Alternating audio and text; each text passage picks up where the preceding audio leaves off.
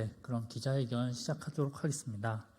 네, 안녕하세요. 오늘 사회를 맡은 더불어민주당 문화예술 특별위원회 송진호 위원이라고 합니다. 오늘 문화예술 특별위원회에서는 고 이성균 배우 사망 사건과 관련된 진상규명을 촉구하기 위해 오늘 이 자리에 섰습니다. 우선 오늘 함께 하신 분들을 먼저 소개하도록 하겠습니다. 더불어민주당 문화예술 특별위원회 위원장이신 유정주 국회의원님 참석하셨습니다. 네, 더불어민주당 도종환 국회의원님 참석하셨습니다. 네, 더불어민주당 신현영 의원님 참석하셨습니다. 네, 더불어민주당 김미정 국회의원님, 강민정 국회의원님 참석하셨습니다. 네, 그럼 기자회견 시작하도록 하겠습니다. 이번 기자회견은 드라마와 영화를 통해 우리에게 친숙한 배우였던 이성균 씨는 지난 12월 27일 유명을 달리했습니다. 그가 마약 혐의로 조사받는 2개월간 3차례의 공개조사, 2차례의 마약 정밀조사에도 그의 혐의는 입증되지 않았습니다. 그러나 언론은 가십거리와 불명확한 보도를 쏟아냈고 사법은 개인을 보호하려는 최소한의 노력을 보여주지 않았습니다. 이에 사법과 언론으로부터 자행된 개인의 인권과 사생활 침해의 진상을 규명하고 앞으로 문화예술인의 인격적 권리가 보호받을 수 있도록 촉구하고자 합니다. 네, 이어서 기자회견 대표자 발언이 있겠습니다. 먼저 더불어민주당 문화예술 특별위원회 유정주 위원장님의 입장문 발언 듣도록 하겠습니다.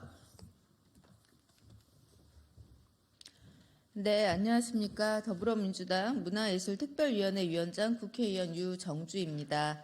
먼저 지난 12월 27일 고인이 된 고 이성균 배우의 명복을 빕니다. 시간이 꽤 지났다고 하기에는 여전히 참 마음이 먹먹하고 앞으로도 그럴 것입니다. 오늘 이 기자회견은 고 이성균 배우의 사망에 대한 진상규명 촉구를 위해 모인 자리입니다. 이성균 배우는 연예인이라는 이유로 인권보호와 무죄, 추정의 원칙이 무시된 채 지난 시간을 견뎌야만 했습니다. 유명을 달리한 이후 수사 과정에서의 강압성과 인권 침해, 언론의 선정적 과잉 보도 등 결코 무시될 수 없는 많은 문제가 제기되었습니다. 경찰과 언론은 이성균 배우의 죽음에 한 점의 책임도 없다 말할 수 있을지 묻고 싶습니다. 이성균 배우 사망 이후 문화예술계에서 연대회의가 결성되었습니다. 그리고 지난 12일 고 이성균 배우의 죽음을 마주하는 문화예술인들의 요구 성명을 발표하였습니다. 우리는 문화예술인의 목소리에 응답하고자 합니다. 다시는 이런 수사 과정에서 이성균 배우와 같은 억울한 죽음이 발생하지 않도록 예술인의 지위와 권리의 보장에 관한 법률 등을 검토하고 있으며 개정해 나갈 예정입니다. 고 이성균 배우 사망 사건에 대한 진상규명이 되는 마지막까지 여러분과 함께 하겠습니다. 마지막으로 더 이상 문화예술계에 이런 비극적인 사건이 반복되지 않기를 한 명의 문화예술인으로서 진심으로 바라고요. 끝으로 모두가 사랑했던 드라마 나의 아저씨에서 이성균 배우가 했던 대사를 올립니다. 부디 편안함에 이르십시오. 이상입니다. 네, 이어서 도종환 국회의원님의 기자회견 입장문 듣겠습니다.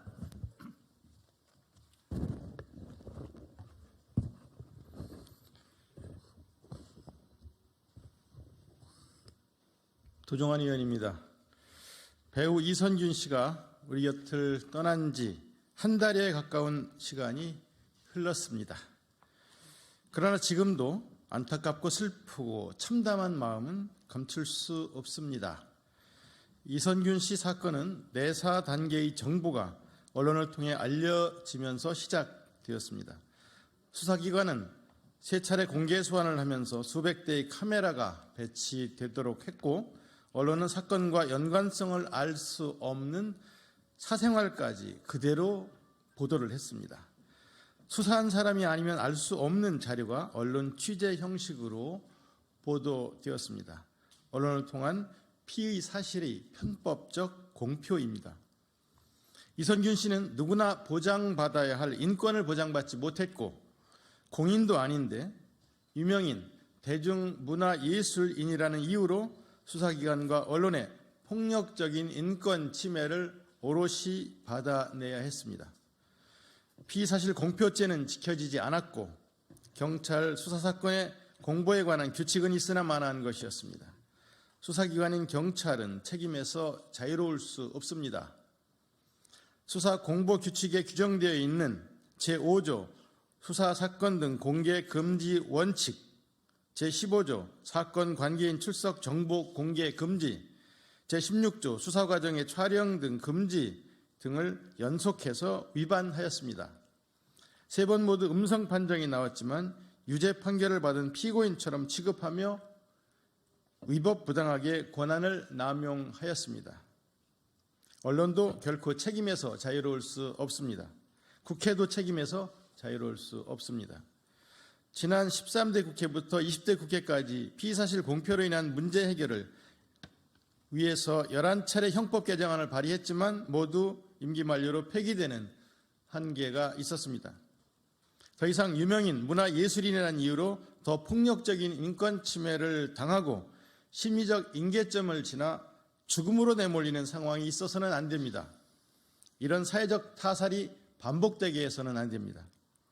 사문화되다시피 한 형법 제126조 피의사실 공표죄를 보다 명확하게 개정을 해야 합니다.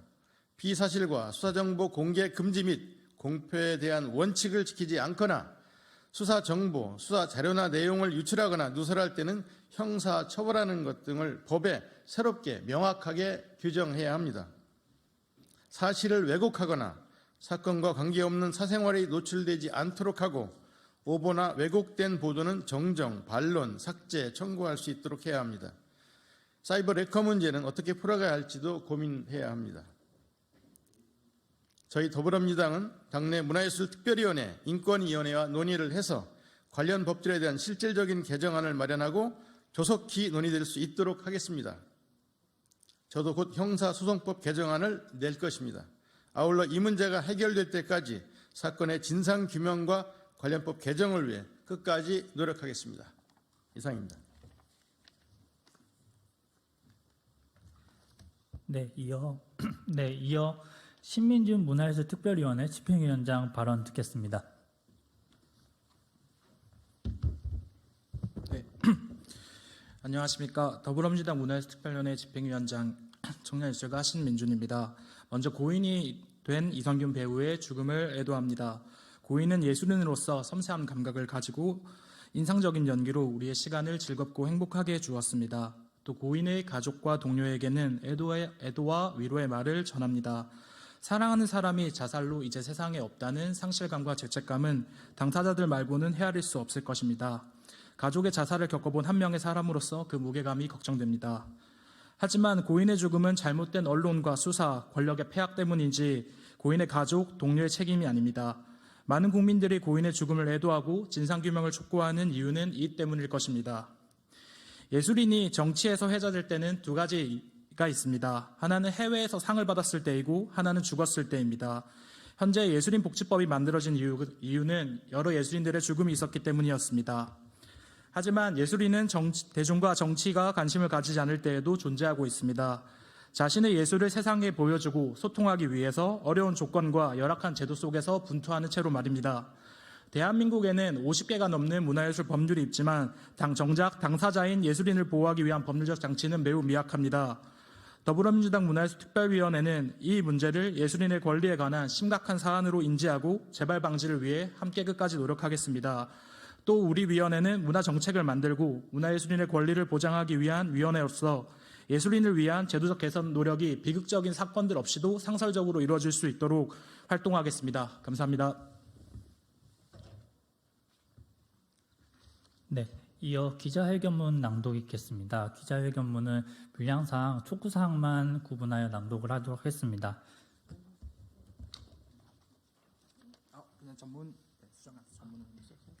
네, 정정하겠습니다. 전문 낭독으로 하도록 하겠습니다.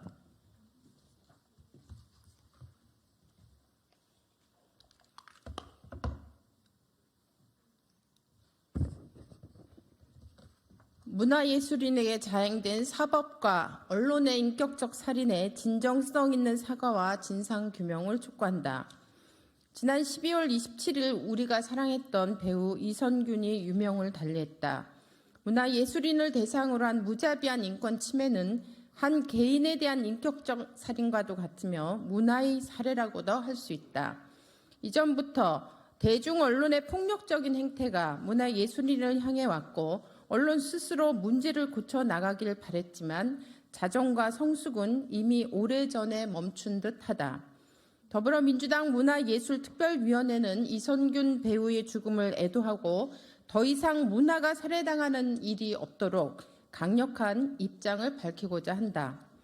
지난 10월 19일 한 언론사는 인천경찰청 관계자의 말을 인용해 2001년 MBC 시트콤으로 데뷔한 후 수많은 드라마와 영화에서 주연급으로 활동하며 높은 인기를 누리고 있는 톱스타 L씨가 마약 혐의로 조사 중이라고 보도했다.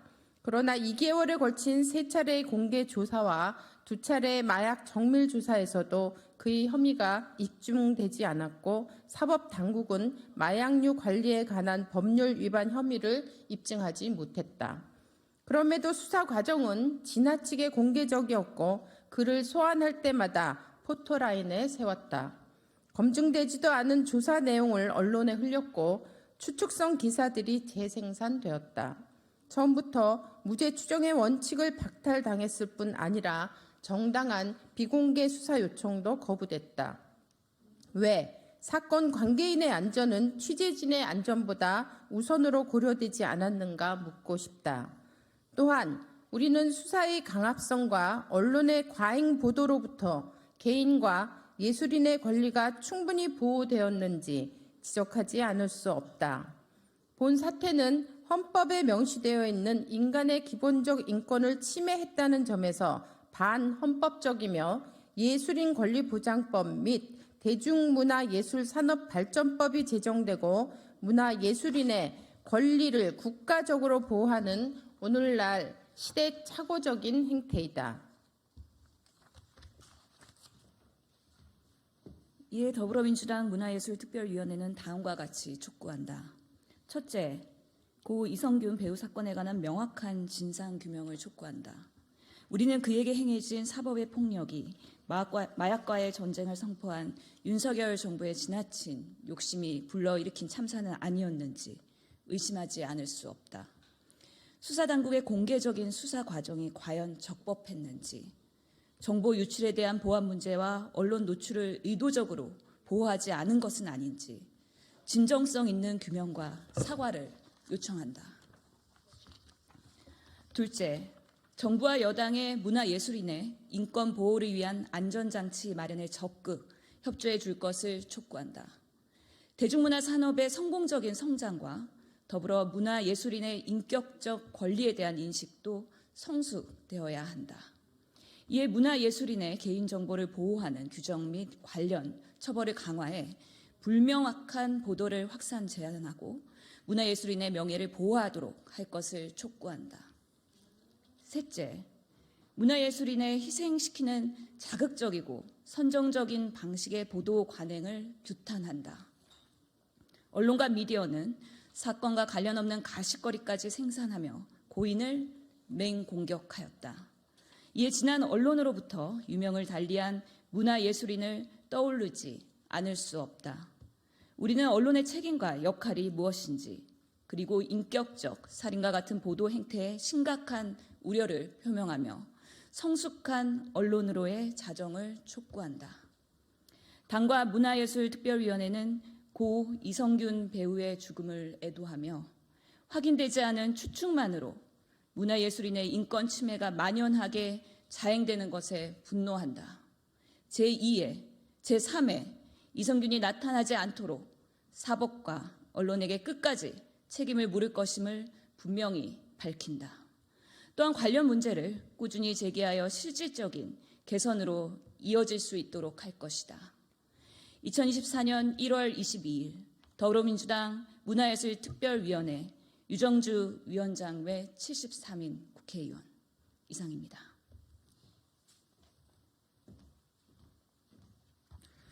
네, 그럼 이것으로 오늘 기자회견을 마치도록 하겠습니다. 네, 이후 궁금하신 사항은 백브리핑을 통해서 진행하는 것으로 하겠습니다. 네, 감사합니다.